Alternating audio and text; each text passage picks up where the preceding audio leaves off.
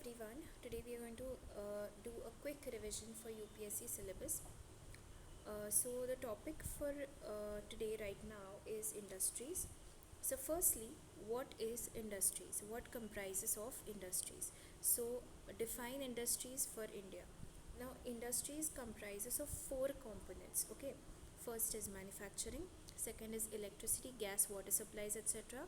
Third is construction, and fourth is mining and quarry. So these are the four things that comprise industries together. And what is the contribution of them in national economy, that is given over here. Okay, basically manufacturing contributes to 17.3%, electricity, gas, water supply, etc. contributes to 2.4%, construction contributes to 9%, mining and quarrying contributes to 2.1%.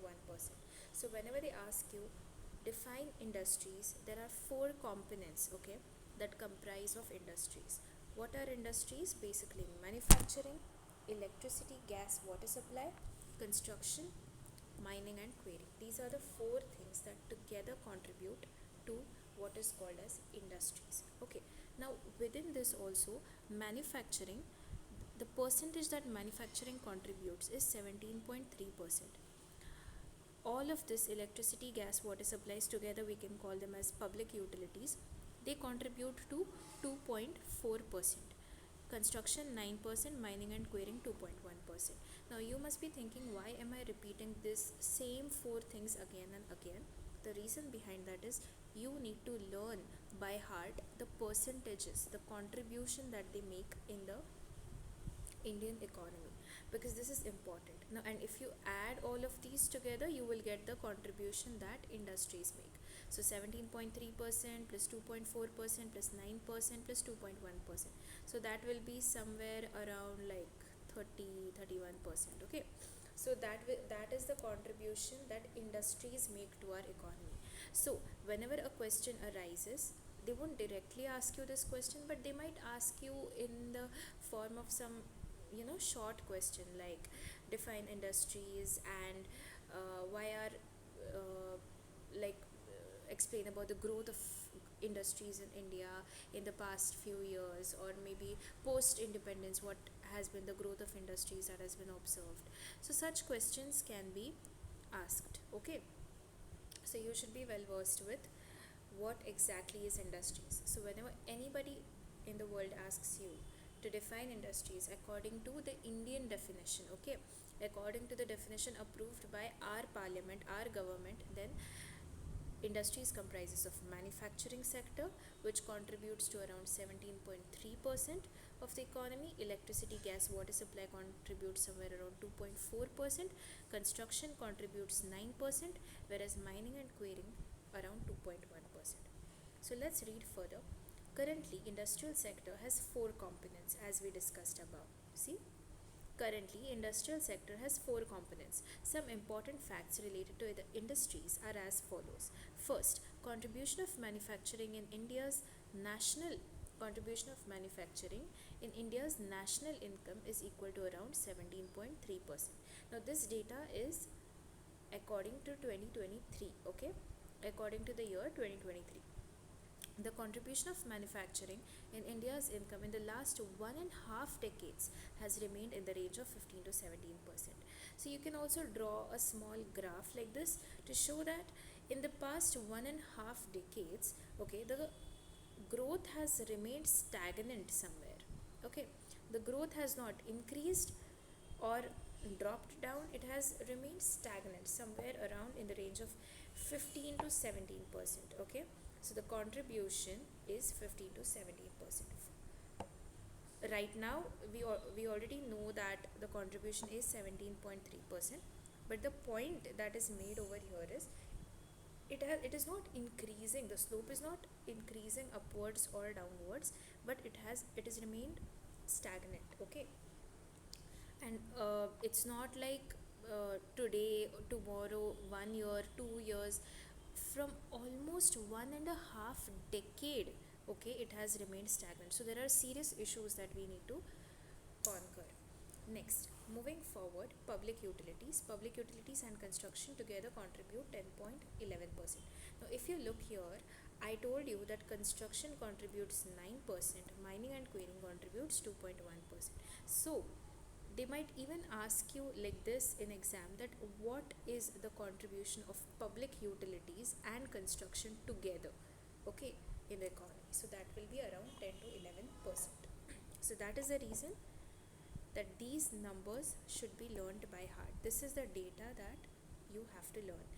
Manufacturing is 17.3%, public utilities is 2.4%, mining and quarrying, that is 2.1%, whereas construction is 9%. This must be learned by heart. Okay, we are going to revise this again and again so that it sticks in our brain. Okay. So, moving forward, contribution of mining and quarrying is the lowest, okay, that is around 2%. Overall contribution of industries is 30.8%, that is 30 to 31%, almost one third. Okay, so if anyone asks you if any of these options is given in the MCQ, saying contribution of industries in the Indian economy is 30.8%, it will be a correct option. 30 to 31%, again it will be a correct option. Contribution of industries in the Indian economy is almost around one third. Yes, that is also a correct option because it's almost close, right? 30.8 is close to 30 to 31%. One third is also again close because it comes almost near 33%. So you see that any of the options, like it can be 30.8% given in the option, 30 to 31%, or one third. All of these will be correct. Next, moving forward, define Lewis model. Does India follow Lewis model? Can we apply Lewis model in current economic scenario? Now, what is a Lewis model? Lewis model was given by Dr. Arthur Lewis, okay, in his research paper. Now, what is the name of the research paper? Economic development with unlimited supply of labor. Again, read the name of the research paper carefully. It is economic development with unlimited supplies of labor in 1954. Means he considered that if the labor supply is unlimited in an economy, how would the economy, like what would be the condition? So basically he gave two things over there. I would like to explain it in short. Listen carefully. I will explain you his model in very short. Lewis model, what does Lewis model say? Lewis basically told that first there was a farmer, for example, okay, there are lots of farmers, okay. Now wait, I need to change the pencil. Yeah, I'll explain the Lewis model over here. So firstly, there is this economy, okay, there are farmers in the economy. So the people here are completely based on agriculture, okay. So all of the source of income for these people is agriculture. So once they start producing lots and lots of crops, afterwards what happens is there will be enough number of crops to sustain for these guys, okay, and then there will be excess of crops. So now what will they do with the excess of crops? They will try to sell it, okay. So the labor force, some of the labor force from here will shift to manufacturing. For example, they had, let's say, tomatoes, they were growing tomatoes, then later they will start, like there are excess of tomatoes, they see that because they are in excess, they are rotting, and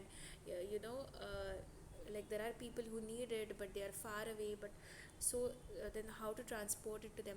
So then a few of the people from this sector, what they do is they start making ketchup from tomato, okay, from tomatoes they start preparing ketchup. So then from agriculture, now if you see, first it was completely agriculture based.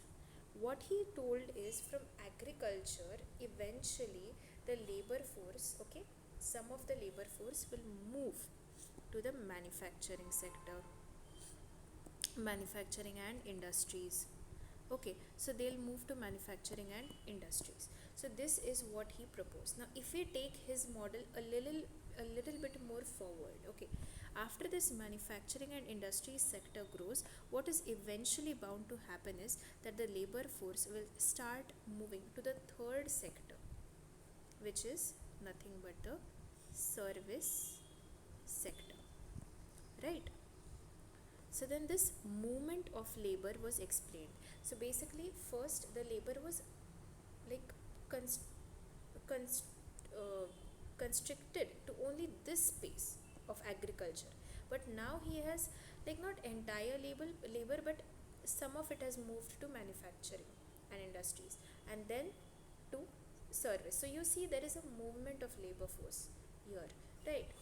So now he did not mention all these three, okay? He only talked about two, agriculture and manufacturing. This extension part of services that I have made it on my own. Okay, so that was about Lewis G. Ji I am saying out of respect. उनका नाम Lewis ji नहीं, doctor Lewis, sorry Arthur Lewis है. तो he gave this model. Now we will read it and understand it more, nicely, precisely. Okay, so Lewis model was proposed by Dr. Arthur Lewis, who gave it Dr. Arthur Lewis in his research paper. Now name of the research paper you should know, economic development. So there is economic development that occurred, right, from agriculture to manufacturing and industries, okay, and then further if we extend it, then it will be also services. Okay, so name of the research paper again, economic development with unlimited supplies of labor. It was given in 1954. Moving forward, in the initial stages of the growth in the society, we observe the development of agriculture sector. First thing that happens is development of agriculture sector. Then the agriculture mostly produces for self-consumption. The first thing that we discussed, it produces for self-consumption in the beginning, but over time it becomes mature and produces for the market. So over time it is going to mature and then it will start producing for the market. During this phase, there is development of basic industries. Over time, industries also become mature. This path of development is called as Lewis model. So what did we discuss? The first stage was development of agricultural sector. Okay, for what? For self-consumption. Over time, what will happen? This sector will become mature and it will start producing for the market. So this, you can see a change in sector. First it was agriculture sector, now it has come to manufacturing sector. Now it is producing for the market. Okay, during this phase there is development of basic industries. Over time industries mature, so the industries will also start maturing. First we saw that tomato to tomato ketchup industry was there, then later onwards maybe there will be different textile industries, all these steel industries. So basically this will keep developing, the industries will start getting mature. That is what they have explained over here. This path of development is called as Lewis model. Okay, now there are three unique features of the this Lewis model. What are these three unique features? There is a transition of workers from primary to secondary sector. So primary sector means what? The agriculture sector that we discussed, and secondary sector is the manufacturing, market, all of that. That is the secondary sector. Industries, okay, that is secondary sector. So that one of the three unique features of them is there is a transition. Transition of whom? Transition of workers from primary to secondary sector. Then we observe there is a sectoral diversification. Why sectoral diversification? Because first it was primary sector, then from primary sector they moved to the secondary sector. So there is sectoral diversification, and third most important is there is product diversification. First we saw only tomatoes were there. Now from tomatoes we saw tomato ketchup was born. So you see product is also diversifying. Okay, so there is sectoral diversification, also there is product diversification. So the first unique feature was transition of workers from primary to the secondary sector. Second thing was sectoral diversification, and third was product diversification. Almost entire world followed Lewis model. India and Brazil are exceptions. Now you see, the whole world followed this Lewis model thing, India did not follow it. Okay, neither did Brazil. So what do they mean by this? They basically mean that India did not go by this logic that first we will, you know, develop primary sector, then we will move on to the secondary, and then tertiary. We did not do this. What we did instead is that now these are the three sectors I told you, right? Primary, secondary, tertiary. From primary sector we directly jumped onto tertiary sector. मतलब ये sector he, this sector only we cancelled out. Okay, so from primary we directly went to the tertiary sector. That is also an issue that has created a lot of problems because of that thing, that because we did not, like, the second thing, the secondary sector, we did not develop it quite well. From primary we directly jumped to the tertiary sector. Now this is the reason why our secondary sector is so weak today. We need to improve on it. Let's look at this now. India and Lewis model. India is unique in the sense that we almost took a jump from agriculture to services. It was majorly because lack of infrastructure. Now, we lacked infrastructure. Everyone lacks infrastructure in the initial stages, although, but fine. Lack of infrastructure, capital, government support, and restrictions in the form of license Raj. So basically, if you want to open up an industry, let's say, you will have to take so and so license from the government, land clearances, environmental clearances, then to set up an industry, other types of, you know, clearances, documents, submissions, proofs, all of these things. Because see, the reason behind this, that so much government, government was not like capitalist minded, or like they did not want companies to grow that much, because we had an experience of East India Company, how it outgrew and then captured entire India. So we were somewhere afraid, and we did not want to open up that much to privatization and all of that. So basically government was like, everything shall be of the government, public sector, public, public, public, everything. So basically government did not support it much. Then also we lacked funds, you can say, because India was not economically that strong at that time. That was another reason why government did not pour a lot of capital into it. So then all of these are the reasons: lack of infrastructure, capital, government support, restrictions, okay, in the form of license Raj. All of these things in the system, they crippled the Indian manufacturing and industries. It led to problems like poverty, inequality, and unemployment. Now, if the industries would have been developed, such problems would not have been observed, because people would have been getting some or the other job, and they must be, and they would have been like working, filling up their stomachs. But unfortunately this was not the case. Moving forward, government efforts to create industries and manufacturing base in India. Now we will look at what were the government efforts to create industries and manufacturing base in India. Now India from time to time has adopted lot of, you know, multiple policies, like be it NMP, NICDP, MII. Now what is this, you must be thinking. I am just talking about the short forms, but what do these actually mean? Let me tell you. NMP, we are going to study all of these in detail, okay? National Manufacturing Policy. What is NMP?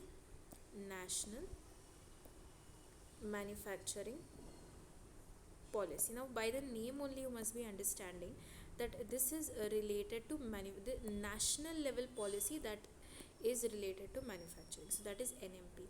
NICDP is again related to manufacturing, make in India, obviously, manufacturing, and so on, for the development of industries and manufacturing. Now let's discuss them in detail, okay? Wait. First, let me tell you this. Through these policies that I just told you right now, okay, government is trying to achieve the following targets. What are the targets that government is trying to achieve? Now these are the four very important targets that all of you must learn by heart, okay? What is the first target? To increase contribution of manufacturing in the GDP to 25%. First is that the contribution of manufacturing in the GDP shall be increased to 25%. Now, what is the contribution of manufacturing we saw in the GDP? manufacturing we saw it was somewhere around 17.3% right now, and it is continuously in between 15 to 17%. It is not growing at all, it is remaining stagnant. We saw that graph, remember, from 2010 till 2023 we saw that it remained like this stagnant. Now this is, let's say, 20, no sorry, this is, let's say, 17%, and this is, let's say, 15%. So we saw that the graph remained constant between 17% and 15% like this. So this manufacturing contribution which is there, that shall be increased to around 25% of the GDP. That is the target. Second is to generate at least 100 million new jobs in manufacturing and industries. So these are the number of jobs that government aims to create. Next is to increase value addition in Indian industries. And the third, okay, so value addition, by value addition means what? Now let's say we have copper. Okay, now there are two examples I would like to give you. Okay, one is, let's say, Bangladesh, and one is India. Both have got copper. Now from this copper, what India makes is glass, okay, copper glass, whereas what Bangladesh makes is AC. So whose product is more valuable, you see? AC is much more valuable, right, rather than this copper glass. So then what India wants to do is that the manufacturing that we are doing is from copper to copper glass, whereas what Bangladesh is doing is from copper to AC. So basically they are, the value of their product is more. So what we want is, we are trying to do value addition. So there are various schemes also that are brought by the government of India, so that we shift from low valued products to high valued products. We start manufacturing high valued products. So, and that is why they have written here, increase in value addition in Indian industries. Whatever Indian industries are producing, the quality, the value addition part shall be done. Next, the increase, to increase the growth rate of manufacturing and industries in India to 12 to 14%. What are they saying? Now you might get confused here. See, increase in contribution of manufacturing to 25% means how much it is contributing, that shall be increased to 25%, whereas the fourth point says that the growth rate, okay, of manufacturing and industries shall be 12 to 14%, means how much it is growing. Okay, let's say that it was, let's say we were creating 100 products, and now we are creating 101 products. So from 100 to 101, is there growth? Yes, there is definitely growth. But what is the rate of growth? Very, very less. Now the same thing, if we start from 100, we make, let's say, now we are manufacturing 200 products. Now here the growth rate is much bigger. No, no, sorry, what I mean is, number of products that we are creating is much more. Like this year we have created 200, so the rate of growth has increased. Like first it was growing at a slow rate, now we want to increase the rate of growth. That is basically 12 to 14% we want to increase. Next is a Niti Aayog report they have stated. Now what they have stated in Niti Aayog report is that according to Niti Aayog report of 2020 to 23, if India is able to increase the growth rate of industries and manufacturing to around 12 to 14%, okay, our rate of growth of GDP would be 10%. So our increase, so the rate of growth of GDP means overall GDP growth rate will also increase when our industries and manufacturing will grow. Now if I tell you one thing, we saw so many things here. We saw construction. Okay, wait a minute, let's just go back here. What are the four things we saw? Manufacturing, electricity, public utilities, construction, mining, quarrying. Now this manufacturing thing, okay, of the industries, basically it has got a lot of potential, okay, when we speak in the terms of GDP. So what all things contribute to GDP? If you look here, GDP, what all things contribute to GDP? It could be your agriculture that is contributing to GDP, industries, okay, manufacturing, manufacturing and industries contribute to GDP, as well as services. Okay, these are the three things that contribute to our GDP. Now, the thing here is that agriculture, already we know there are a lot of people. India is only agro based country, so there are a lot of people who are, already contributing through agriculture in the industry. But manufacturing and industry, there are very few people. Like, the potential is, very much, but number of people contributing is very less. So we have a huge potential in this sector, that if we increase their contribution, okay, their rate of growth, if we, like, increase it like 12 to 14% rate of growth if we achieve, then automatically our GDP will also start, growing by the rate of 10%. So that is what Niti Aayog report of 2023 talked about. Thank you.